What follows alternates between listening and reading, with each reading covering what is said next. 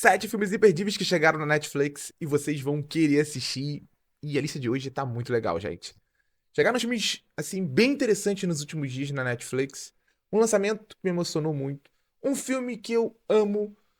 Um filme cult que, assim, eu fiquei muito feliz de ver ele chegando numa plataforma de streaming como a Netflix.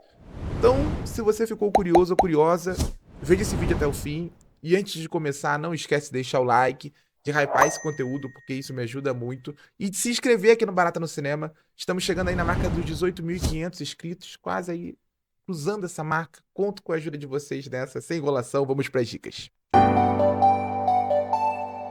E aí, galera, eu sou o Thiago e eu vou começar falando de um filme que me emocionou e eu não tava esperando isso. Fui achando que assistia uma comédia romântica alta astral. E ela é em algum nível, mas eu encontrei um filme bem mais íntimo, bem mais bonito também do que eu esperava. Em Mensagens para Isabelle, a gente conhece Jill, uma jovem que queria ser chefe de cozinha e trabalhava como uma assistente de um chefe renomado num restaurante, sabe, um restaurante de luxo, e ele era narcisista, ele era aquele cara, sabe, super difícil de lidar. E como se não bastasse ter que encarar isso tudo rotineiramente, ela ainda precisava lidar também com a perda da irmã, pessoa que ela mais, enfim, conhecia na vida, e era também a pessoa que mais conhecia ela. Elas tinham uma relação de cumplicidade, mesmo à distância, e elas tinham um hábito de trocar ligações de voz, mensagens, elas estavam sempre conversando, uma ajudando sempre a outra, uma estando sempre muito perto da outra. E quando Isabelle morre, Jill começa, na tentativa de lidar com o luto, a seguir mandando mensagens, a seguir mantendo viva essa conexão com a irmã. Mensagens para Isabelle é um filme que ele é muito consciente do que quer. E eu respeito de verdade isso. É um filme que ele tem toda essa coisa da comédia romântica, essa linguagem alta astral, esse olhar, sabe, acolhedor para personagem, mas ao mesmo tempo ele trabalha muito bem os dilemas mais íntimos de Jill, a dificuldade dela em encarar o luto, os processos, as etapas, os mecanismos de fuga, de defesa, e como eles podem também, às vezes, mais atrapalhar do que ajudar. Tudo dentro dessa história cheia de personalidade, estrelada pela Zoe Dutch. Eu acho uma atriz muito talentosa e que consegue, principalmente nesses filmes, nesses papéis, trazer muita identidade às suas personagens. Eu realmente ri em vários momentos, eu me emocionei com a história e eu encontrei um filme tocante sobre um tema que assusta muita gente, que é a morte.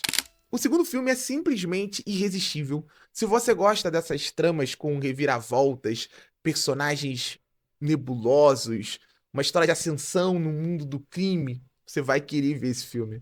Em Magnatas do Crime, Matthew McConaughey estrela uma história sobre um homem que conseguiu encontrar uma forma de prosperar no negócio da venda de drogas, usando a fachada da elite britânica para esconder as plantações de uma específica droga. Só que ele queria abrir mão, ele queria, enfim, ele queria investir em outra coisa, ele queria sair desse mundo e ele estabelece um preço, 400 milhões de dólares por esse negócio, um negócio extremamente lucrativo. O que ele não imaginava é que a ganância de todos ao redor dele fosse gerar uma situação muito complicada numa trama que vai ganhando desdobramentos inacreditáveis, principalmente quando um detetive ambicioso entra nessa história. Eu sou fã do Guy Ritchie, mas os últimos filmes deles meio que perderam esse charme, mas isso não acontece em Magnatas do Crime. E eu acho que tudo passa pelo olhar desse filme, que ele é narrado a partir desse detetive vivido pelo Hugh Grant, o astro das comédias românticas, o astro de O Diário de Bridget Jones, um cara que é extremamente engraçado, extremamente carismático, e devido a esse detetive que escreveu um roteiro sobre uma história que ele tá querendo não vender o filme, mas ele tá querendo chantagear o assistente desse homem poderoso e conseguir uma forma de lucrar com tudo isso. E a trama ela é narrada a partir dessa perspectiva, desse homem tentando convencer aquele cara que ele tinha uma informação privilegiada, e a gente vai conhecendo a história desse vendedor de drogas, a história de como ele ascendeu ao poder, a história dos possíveis rivais, das possíveis ameaças, da possível traição, enfim, num mundo em que o crime organizado meio que parece ditar as leis. Então, é um filme charmoso, é um filme com um elenco fantástico, além do Matthew McConaughey, tem o Jeremy Strong, tem o Hugh Grant que eu já falei, tem o Colin Farrell, tem, assim, vários ótimos, o Charlie Hunnam. É um filme, assim, com um texto saboroso, uma direção que valoriza muito a estilização, como o Guy Ritchie faz, assim, lindamente, que mantém a gente conectado do começo até o fim numa trama, que inclusive depois virou uma série na Netflix, também é muito boa e deve ganhar uma segunda temporada em breve. A terceira dica é um filme que andava sumido do streaming, e é um filme que fez algum sucesso, assim, na verdade na época do lançamento ele não fez tanto sucesso, mas nas videolocadoras ele costumava ser muito visto. É um filme tenso, é um thriller sobre um tema que está muito, sabe, em discussão hoje. Em Estranha Obsessão, a gente acompanha a história de um jogador de beisebol já ali caminhando para um momento final da carreira que começa a perceber que um homem estava o perseguindo. Um stalker, um fã. Alguém que queria que ele realizasse um desejo dele. Alguém que projetava nele algo que não tinha. E alguém que poderia ser muito perigoso. Principalmente quando ele percebe que talvez aquele jogador pudesse ter algo que ele queria muito. Estranha Obsessão, que é dirigido pelo saudoso Tony Scott, constrói então um suspense que tem elementos que seguem muito atuais, principalmente nesse olhar para o fanatismo, sabe? Para as distorções carregadas nesse olhar do fã para o ídolo ou do fã para alguém que tem algo que aquele homem projeta na verdade nele, não necessariamente é um fato. E eu acho que o filme ele consegue desenvolver esse suspense a partir dessa realidade que é corrosiva, criando uma história que acontece na intimidade, mas que vai ampliando, vai ganhando um caráter mais ameaçador, como de fato é na vida real. O Stalker ele não se revela uma ameaça assim no primeiro momento. Às vezes você leva na piada, pô, é só mais um aqui querendo tirar uma foto. E a coisa vai ganhando um caráter mais sombrio, um caráter mais nebuloso. E ajuda quando a figura do Stalker é vivida pelo Robert De Niro, que é um ator fantástico. E quando a trama consegue desenvolver essa história, projetando nele também questões do mundo, a toxicidade do mundo, enfim. Esse filme é baseado numa história real. É um filme que ele é realmente pouco valorizado. Ele é estrelado pela Florence Pugh e conta a história de uma lutadora ou de uma jovem lutadora que só queria realizar um sonho. E lutando pela família, a gente conhece a história de dois irmãos que sonhavam em ser lutadores de WWE, aquela luta espetaculosa, enfim, que faz muito sucesso ainda hoje, principalmente nos Estados Unidos. E eles trabalhavam muito para isso. Os pais também eram lutadores, cultivavam esses sonhos, prepararam os filhos para viver essa possibilidade. E quando uma chance surge, esses dois irmãos, eles se veem diante da realidade que poderia mudar uma vida, mas da realidade que escondia também alguns obstáculos perigosos que testaria de verdade os sonhos dos dois.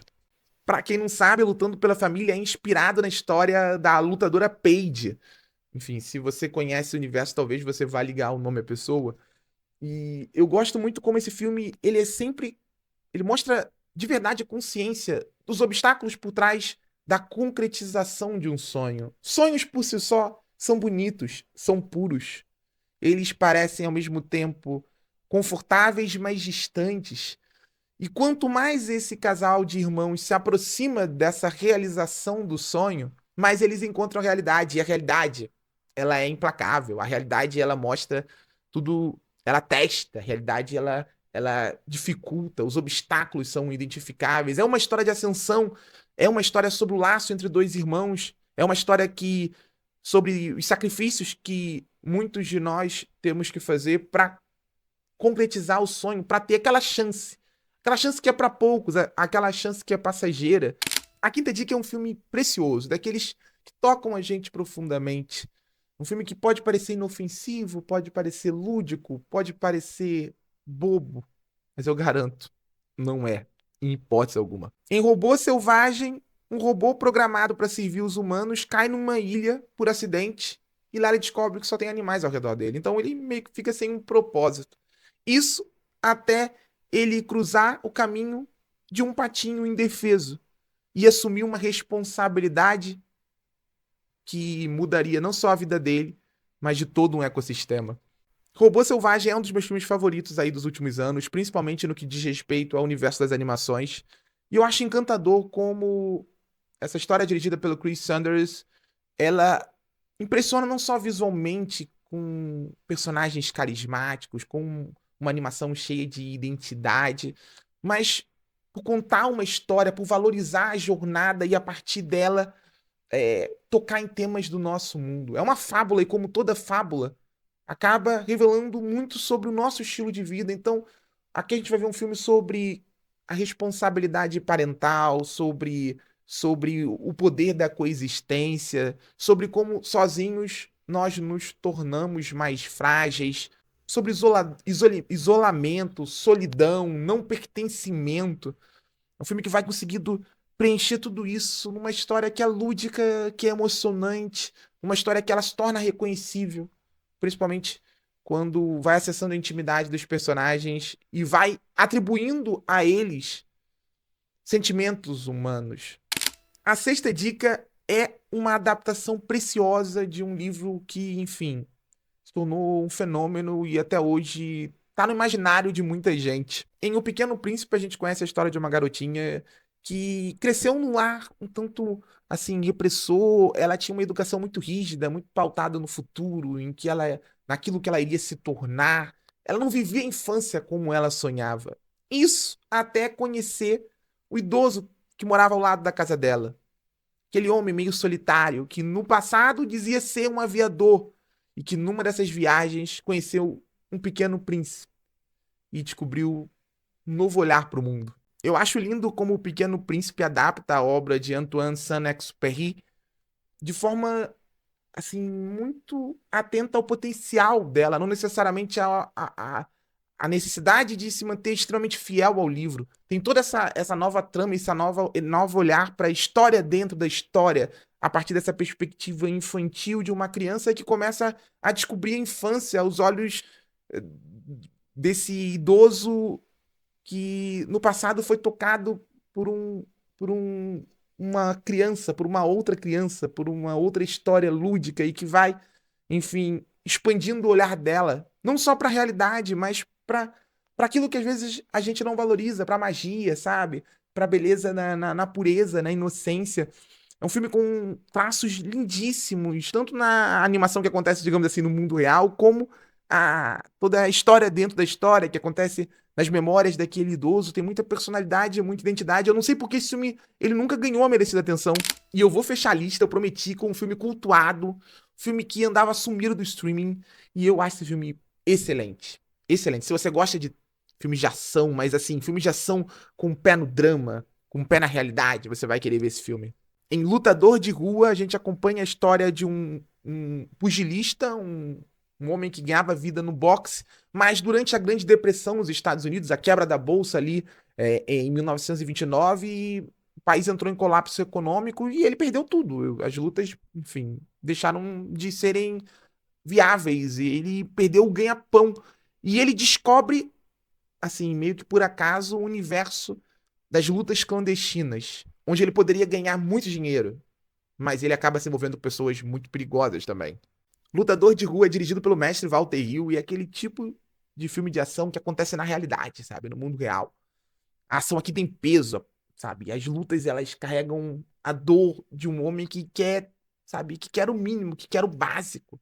Ele não luta por prazer, por glórias, ele luta para sobreviver e ele encontra essa chance num mundo perigoso. E um mundo que vai se tornando cada vez mais perigoso à medida que ele parece ascender, que ele parece, enfim, ganhar um certo status. O filme estrelado pelo Charles Bronson, ele tem um olhar totalmente diferente para o cinema de ação. E eu acho que isso que torna ele tão interessante.